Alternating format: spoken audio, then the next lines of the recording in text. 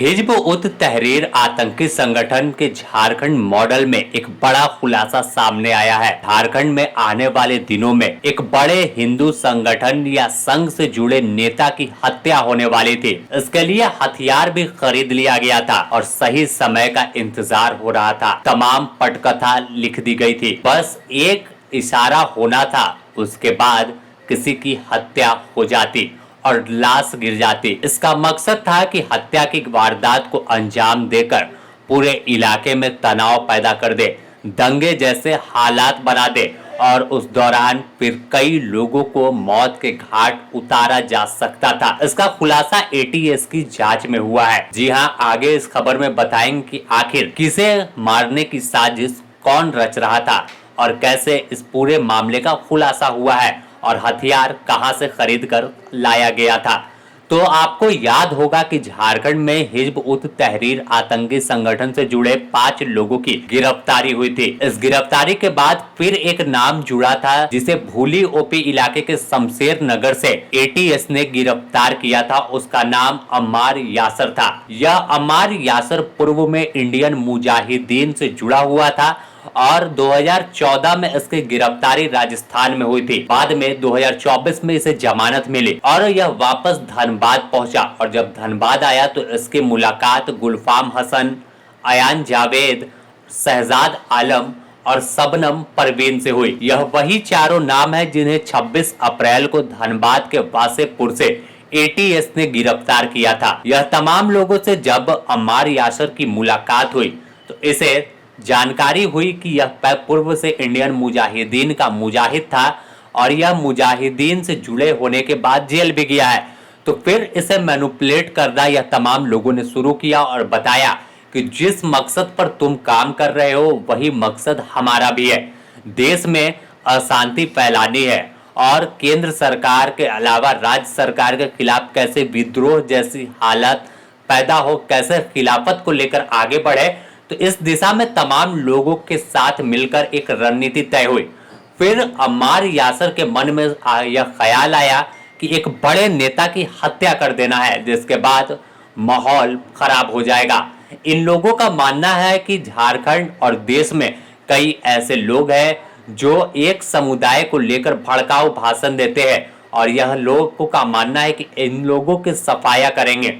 यही वजह है कि यह तमाम लोग अम्मार यासर और गुलफाम, अयान, शहजाद और शबनम परवीन ने एक तैयारी की और कहा कि दक्षिण पंथ यानी हिंदू संगठन के बड़े नेता या फिर संघ से जुड़े हुए कोई वैसे पद पर जो बड़े हैं उनकी हत्या कर दे, जिससे इन अपने मकसद में एक स्टेप आगे बढ़े।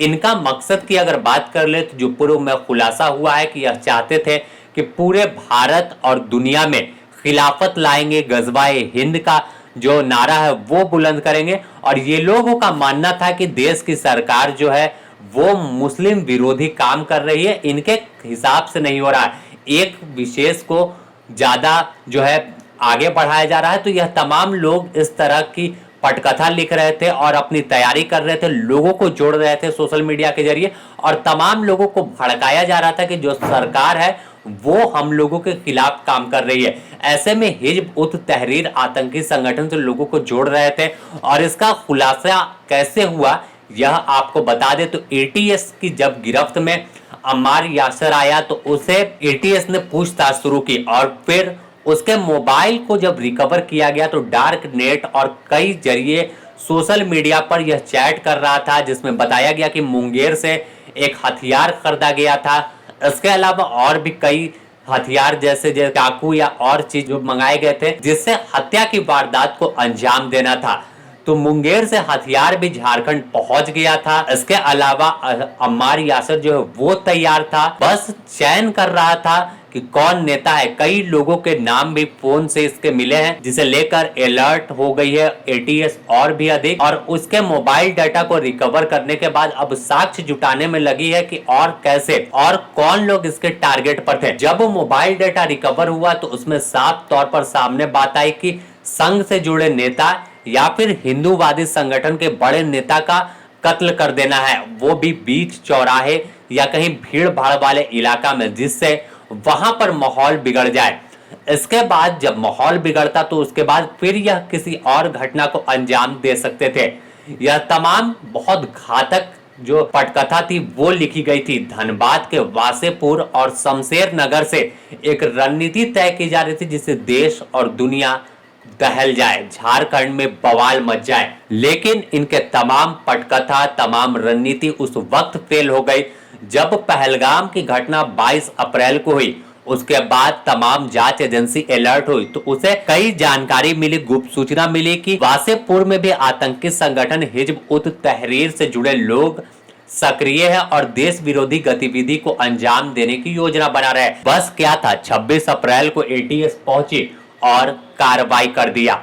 तो इसमें खुलासा हुआ, पिस्टल, आतंकी पोस्टर और कई साक्ष्य मिले थे। अगर बात कर ले कि हिजब उत तहरीर आतंकी संगठन क्या है और कैसे इसका लिंक झारखंड मॉडल में काम कर रहा था, तो हिजब उत तहरीर आतंकी संगठन आपको यरूशलेम का संगठन है और 2024 में ही इसे भारत सरकार ने प्रतिबंधित करने का ऐलान किया था, प्रस्ताव पास किया था, क्योंकि सूचना मिली थी कि यह देश विरोधी गतिविधि में शामिल रहते हैं। इसके बाद तमाम जगहों पर बैन किया गया, लेकिन इसके जो जुड़े हुए लोग थे, जो झारखंड मॉडल पर काम कर रहे थे, वो इससे जुड़े रहे और पाकिस्तान, यरूशलेम जैसे आतंकी जो देश है जहां पर तमाम चीजें होती है, तो उनसे संपर्क में थे, सोशल मीडिया के जरिए लोगों को जोड़ रहे थे और जोड़ते जोड़ते बड़ी घटना को अंजाम देने की योजना बना रहे थे। लेकिन इनके तमाम मंसूबे पर एटीएस ने पानी फेर दिया और अब तहकीकात में लगी है कि गुलफाम हसन, अयान जावेद, मोहम्मद शहजाद और शबनम परवीन के अलावा अम्मार यासर के साथ और कौन कौन से लोग शामिल थे जो इस तरह की घटना को अंजाम देने और देश विरोधी गतिविधि में शामिल होकर देश में अशांति फैलाने वाले थे। तो बने रहे द न्यूज पोस्ट के साथ, इससे जुड़ी और भी अपडेट हम आपको देंगे।